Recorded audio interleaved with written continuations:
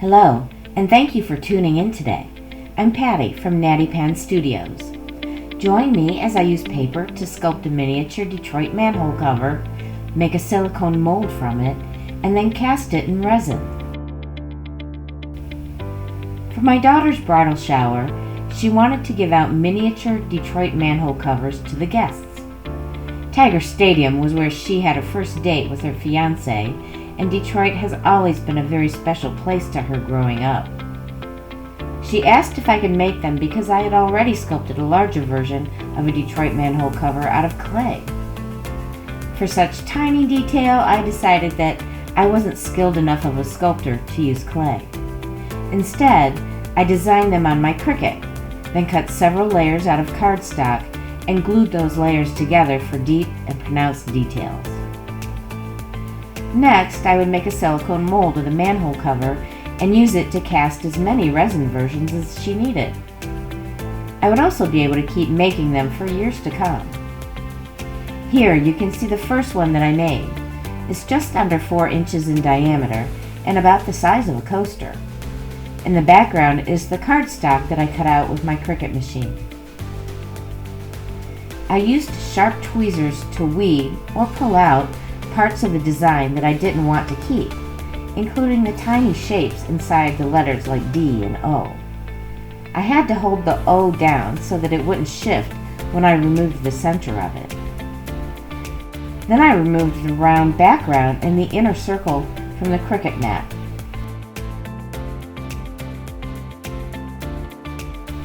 Then I matched up their holes and glued them together.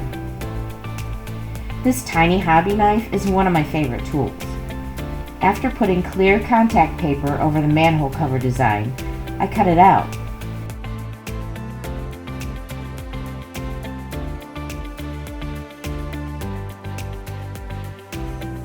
Removing the design from the mat without disturbing the placement of these tiny pieces of paper is time-consuming and finicky. I find a thin palette knife blade helps a lot. This takes a while, so I'm fast-forwarding through some of the tedious parts of this project.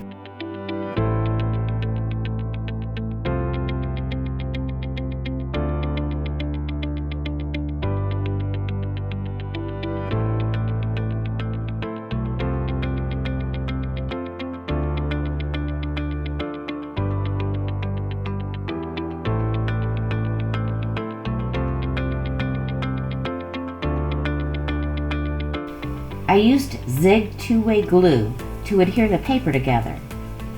First, I'm going to glue down the letters and numbers that go in the inner circle. I like how I can use the tip of the zig glue marker for tiny details. After adhering the Detroit 1701 pieces, I start gluing the inner ring of the details and the Old English D. Seeing the ghost of the letters and numbers helps me line this up correctly. My head gets in the way because I need to look down on it squarely. Now I burnish the pieces down with the tip of a paintbrush so I can more easily remove the clear contact paper. Again, I'm fast forwarding through most of this.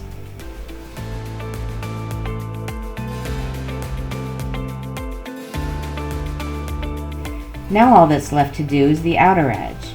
So this time I just put glue on the background and burnish these pieces down too. This thin palette knife helps me carefully remove the contact paper from my manhole cover. I hold the paper pieces down as I pull back the plastic, working in tiny sections and being very gentle. Sometimes the plies of paper pull apart and I need to glue them back together.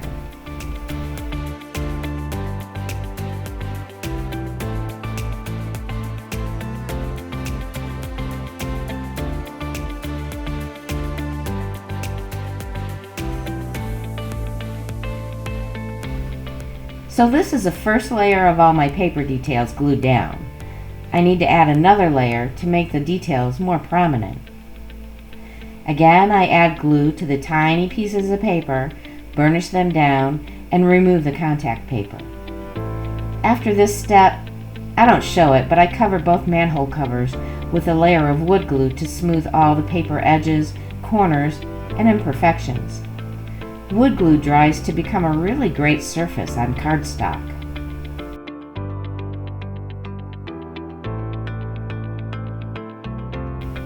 Then it's time to make a frame for my silicone mold with pieces of foam core and a hot glue gun. I'm making it on a plastic lid because silicone won't stick to the plastic. Under the plastic lid is a piece of paper with circles drawn on it where the manhole covers will be placed. And so that the mold I make doesn't stick to these, I'm going to spray them with this Stoner Release Spray. It's important to get a really good seal around all the edges with the hot glue gun, or my silicone will leak out. Next, I glue the manhole covers into the mold frame with Titebond Quick and Thick wood glue, and weigh them down with metal 123 blocks that are nice and heavy. They're called that because their dimensions are 1 inch by 2 inches by 3 inches.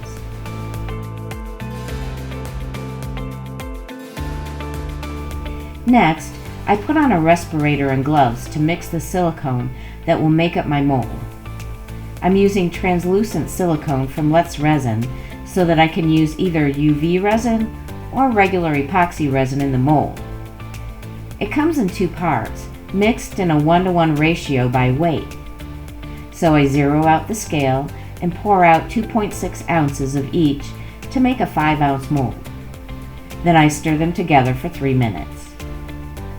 I wasn't crazy about the first silicone mold that I made, so I made this second mold off camera with the corners removed so that less silicone was required to make it. I decided to color each manhole cover with metallic mica powder. Here I'm using a beautiful copper powder, which I'll fast forward through.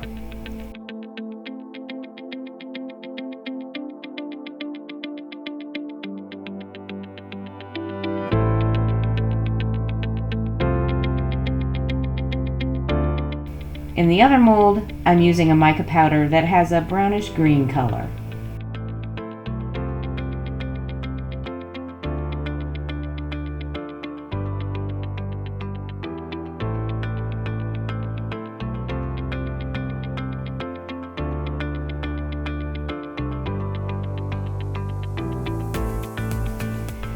Now it's time to pour in my resin again, so I'm wearing PPE, gloves, and a respirator. Before starting, I get all my supplies ready: baby wipes, cups, resin, black resin tint, and stirrers. This fast cast resin is mixed equal parts by volume, not by weight. And because it's fast cast, it cures white, so the resin will end up being more gray than black. I mix the black resin dye into part A first to make sure it's thoroughly mixed in before putting in part B, then stir for 3 minutes. This makes the perfect amount of resin for 2 manhole covers. The metallic mica powder will stick to the resin instead of to the silicone mold, making a beautiful finish.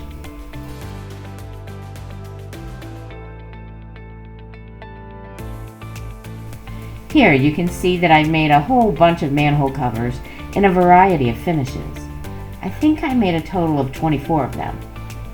I'll be primarily focusing on the copper and steel looking manhole covers for the remainder of this video. I made one of the colors in green and gold because those were the colors of my daughter's wedding. To make the manhole covers look weathered, I made a wash with antiquing glaze in the color Espresso, and I mixed it with Floetrol. The Floetrol helps reduce the surface tension of the wash so it can flow into the tiny cracks and crevices of my design. The espresso colored wash helps accentuate the details of the manhole covers by settling into the low parts and helps them look weathered over time.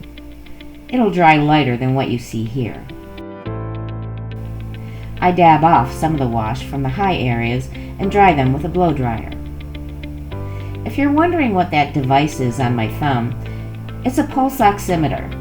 An alarm goes off when my oxygen gets too low because I have a rare chronic lung disease called pulmonary fibrosis. The device is somewhat unusual, so people sometimes ask about it. See, the first pass of the antiquing dried pretty light. so I'm doing a second pass of it to bring out even more detail. I want it to look like rain has washed dirt and mud down into the deep parts. When there is too much on the high points, I wipe it back with a paper towel. On this copper manhole cover, I want even darker background, so I make a third pass with the weathering.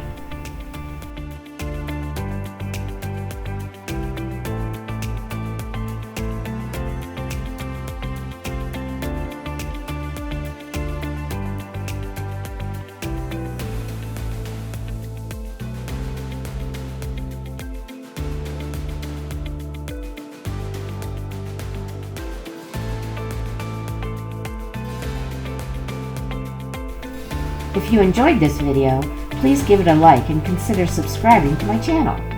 Thank you so much for joining me today.